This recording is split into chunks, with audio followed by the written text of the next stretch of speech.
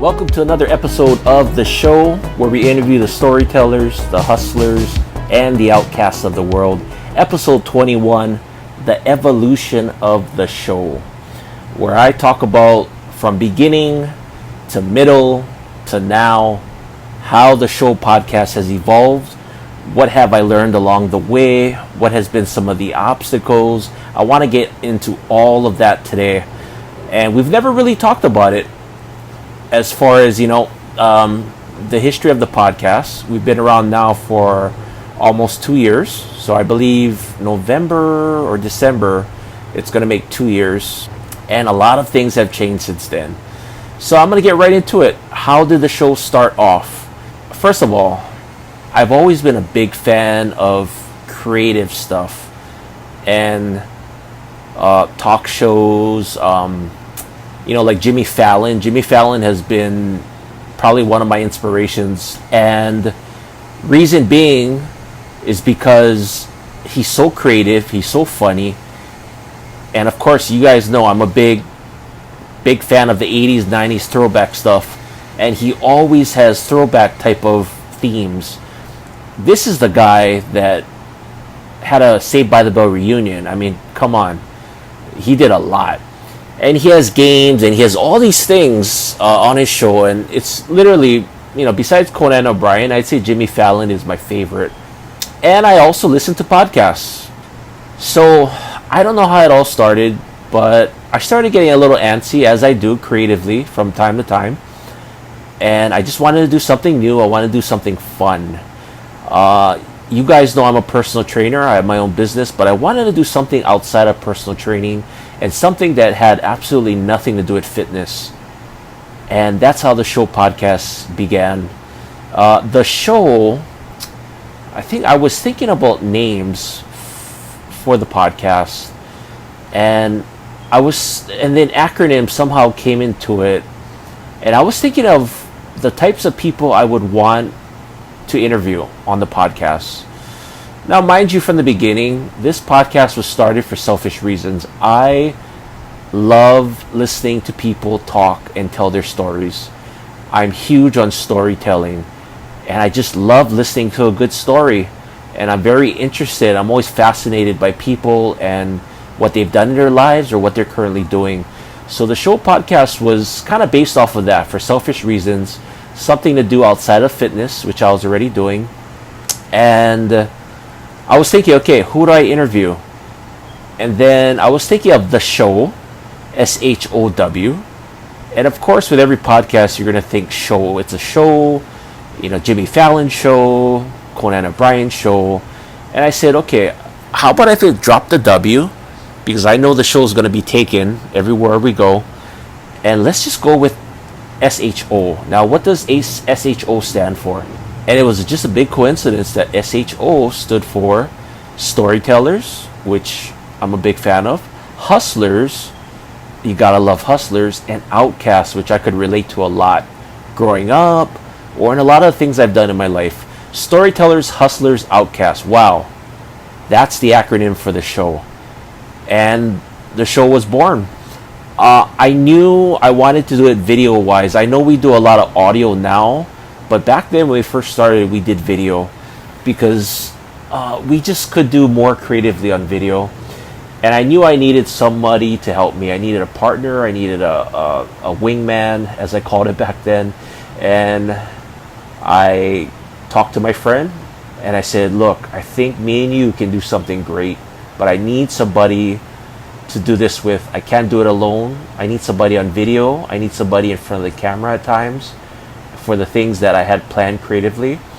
And then me and my friend went into it, and we made an amazing team. It's because we knew each other for over 10 years, and we just clicked. I mean, you're talking about Conan and his partner Andy. You're talking about Carson and Ed McMahon. I mean, we had what it took to make the show something special. And it was something special. And we traveled, and it was kind of an excuse to hang out too. But we traveled to different locations. We interviewed different people. And he was the man behind the video. He would prep and he would do all that stuff. He would, sometimes he'd babysit kids behind the scenes because kids were trying to get into the camera. So that was part of his job, is to try to make sure that they don't make too much noise. And I was the guy interviewing. And we made a great team and we had a lot of fun.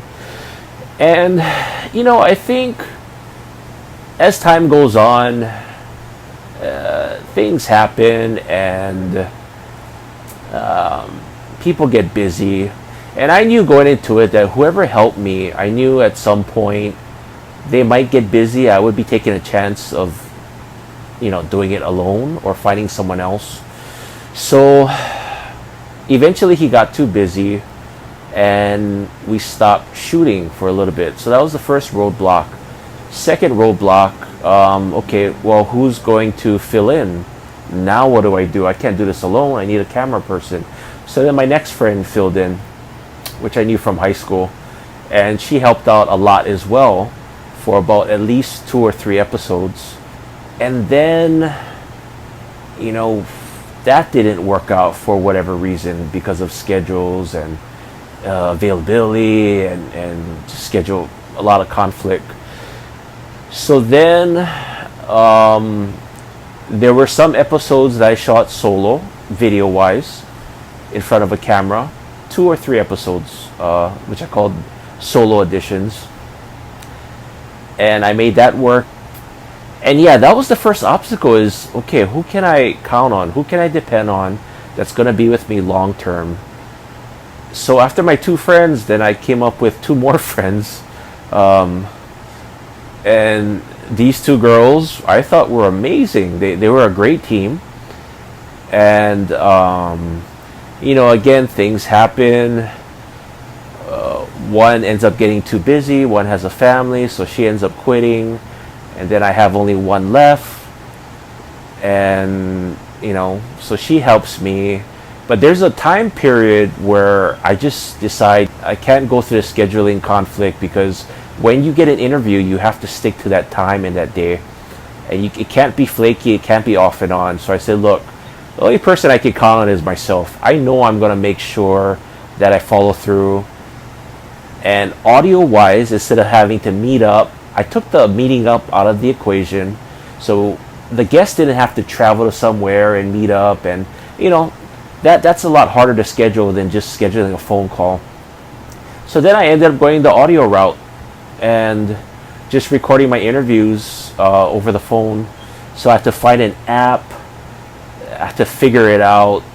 And ultimately it just came down to what I'm using right now. Is in my iPhone there's something called voice memos, and I just turn on the voice memo. I just record and I start talking. This I do solo, and then I use another app. I think it's called Record something, Record a Call, I think. But I use that for interviews where I can call someone and I can actually record our conversation. And then I save it and I edit it, and that can be the second obstacle. Is it's a lot of work doing this. A lot of people think you just do an interview and that's the end of the story, but no, there's a lot more to it. There's editing, whether you're doing audio or video. After you edit, you have to create the cover art, so the episode cover. Episode so-and-so with so-and-so, and you got to find a picture of them, and then you got to create this for marketing wise on Instagram or Facebook or whatever you're doing. And the way I wanted to do it was, the entrepreneur in me wanted to do things differently in the podcast. First of all, I wanted to have hype up videos. So a lot of podcasts, they'll post when they have a new interview coming out or it just dropped. They'll just post maybe one time on their Instagram or Facebook. Oh, this Tuesday we're interviewing so-and-so. Click the link in our description or click the link in our bio, and that's it. I wanted to make sure that you always remember that we have a new episode coming up, and there was a hype up period. And what I mean by hype up period is I would shoot maybe 2 or 3 clips of the episode that we shot, or 2 to 3 clips of something hyping up the episode. Maybe videos of that person I'm interviewing, or maybe things that they do in their business. So you're not only hyping it up and kind of, again, we're going back to storytelling because that's what it comes down to. You're not only hyping them up, but you're also giving the viewers, the listeners, a chance to really get to know this guest.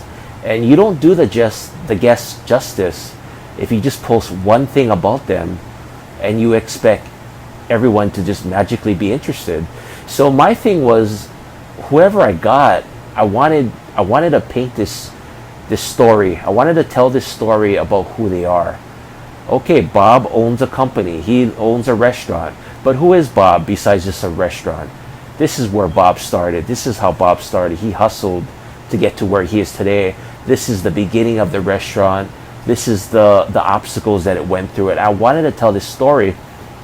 So the way we would do it is real simple. We would have clips of the interview, or we would have video or pictures that we could find off of their Instagram or their Facebook, or things that they would share with us that we could build them up that way. And I think that's one of the mistakes that a lot of podcasts make. They don't invest enough time and energy into really marketing their episodes and showcasing their guests like they should be. And that's what I wanted to do. I wanted to do them justice. Secondly, I wanted to help out local businesses, and I wanted to help out anything that they were trying to sell or promote. So we would take a lot of time to actually buy from them. You know, we had two guests that we that owned their own food business, where they would sell their own food and whatnot, plates and desserts, and everything that we did, we always wanted to pay for it. We never wanted a free handout, and even if they gave us something free, we would always buy something afterwards to take home. So a lot of the food that you saw and everything, that's, you know, sure, a lot of it was free, but we actually wanted to help out. So not only helping out that way, it wasn't just a one-time, you know, wham bam, thank you ma'am, but also we wanted to build a relationship with them. So I prided myself on having our guests and not only giving them business and marketing for them and getting the word out, but I would also stay in contact with them after the show was done, after their episode was done. And to this day, you know, almost 2 years later, I'm still in contact with a lot of them. I still buy food. I bought in food from them. You know, one of my friends that I interviewed, she became my regular hairstylist. I do my hair every single month with her. So to me, a relationship was a lot more important than just finding a guest and just marketing them once. Which brings me to my next thing that I think is kind of lacking in podcasting. I guess we're on a list right now of things that we wanted to do better, that could be improved on, that a lot of other podcasts lacked. I feel like a lot of podcasts, they're just trying to fill slots. So they promise a new episode every Friday of every week, or every Tuesday, Thursday. So they're always trying to look for someone. And for me, I never wanted to be obligated to doing twice a month or 3 times a week or whatever. We was never set on days or how many podcasts we did. Though we were shooting for about twice a month, which is not the greatest from a marketing aspect if you really want to get your podcast out there. But I never wanted to be held to where I had to always rush and find a guest, because then it's kind of just like, you know, you're just grabbing anyone. And the people that I wanted to interview was people that I was genuinely interested in. And I would not interview you unless I really were interested in you and I wanted to tell your story, and whatever you were doing or whatever you had to showcase, I really was interested. I was vested in it, and I just wouldn't fill slots. And I think that was probably our strong point, and that was one of the best things that we do, is we don't fill slots. If we interview you, we contact you, it means that we've already done our research and we've done all the work that needed to be done, and we genuinely want to tell your story. And that's probably the one thing that I'm very proud about with the podcast. And lastly, I think before it was a little bit longer, but now I wanted our podcast episodes to be shorter. I feel like a lot of podcasts go too long, and that's why this episode that you're listening to will be done in the next 5 to 10 minutes. I promise myself that. And that's one thing that I've been trying to learn, is to get to the point and not talk as much. And that's one thing that, if I had to analyze myself in interviews, I could say that I did well, is I listen more than I talk. And a lot of podcasters, sometimes a lot of talk show hosts, people that just interview, they talk too much, or they make it about themselves. And I didn't want that to be us. I didn't want that to be the show.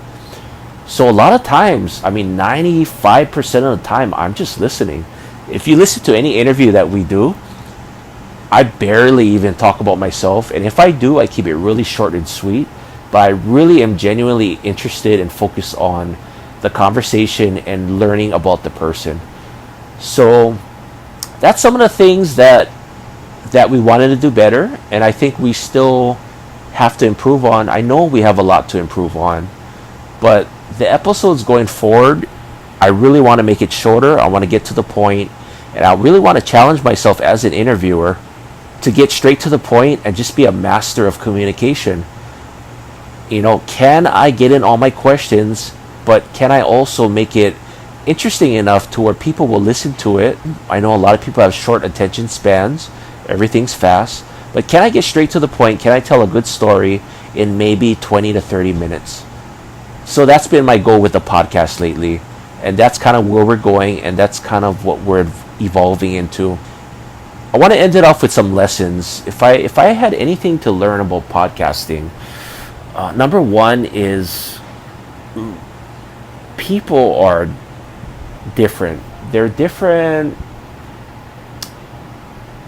outside of a podcast. And I say this in the most respectful way.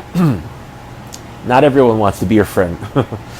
And I've interviewed a lot of people, and my goal is to always be their friend after and have that relationship and still communicate and chat outside of our episode and support them, and hopefully they support us back.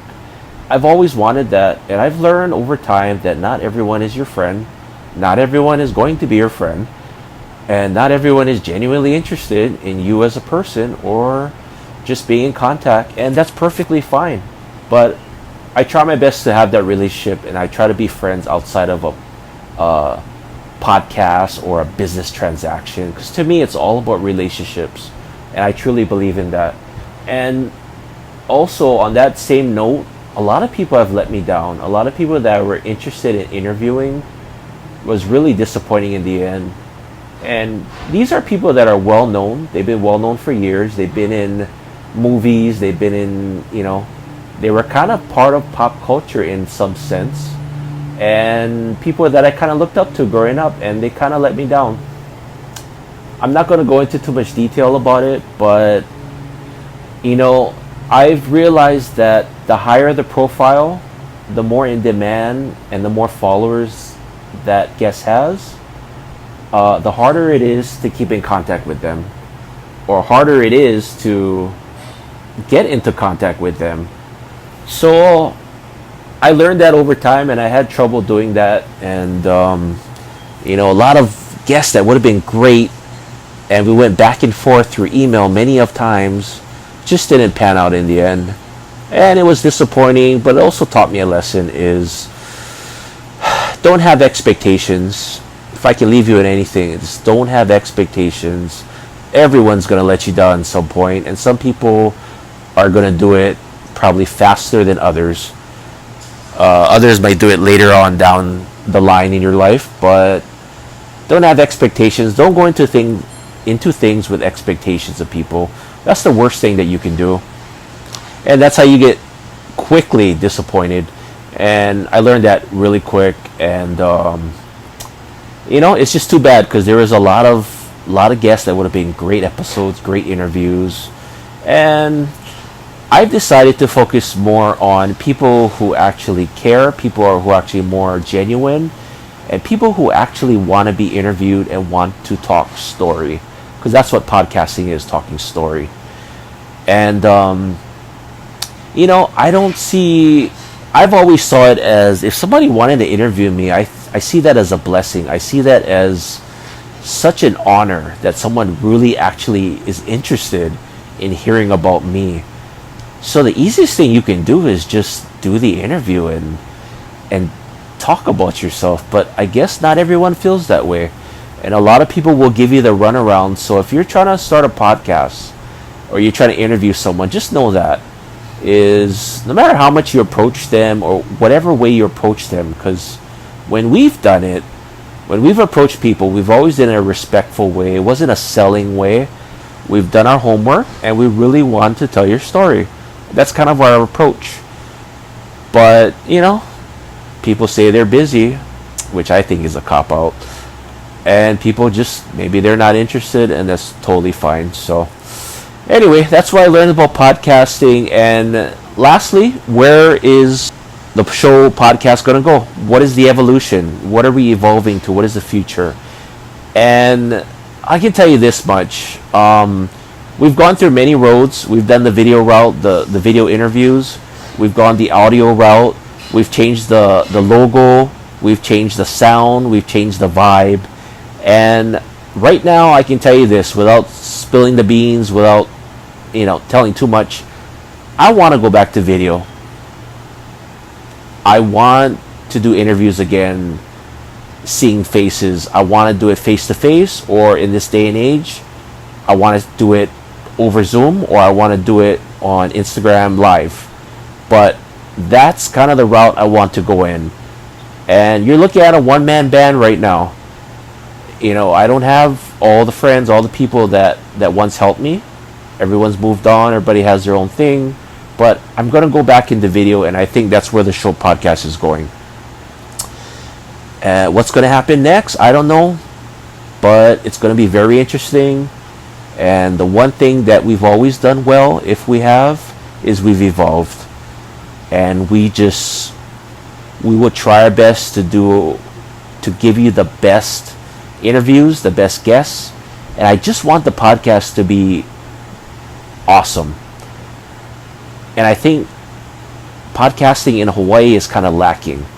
I have a few friends that do a great job, and that's the only podcast I know of.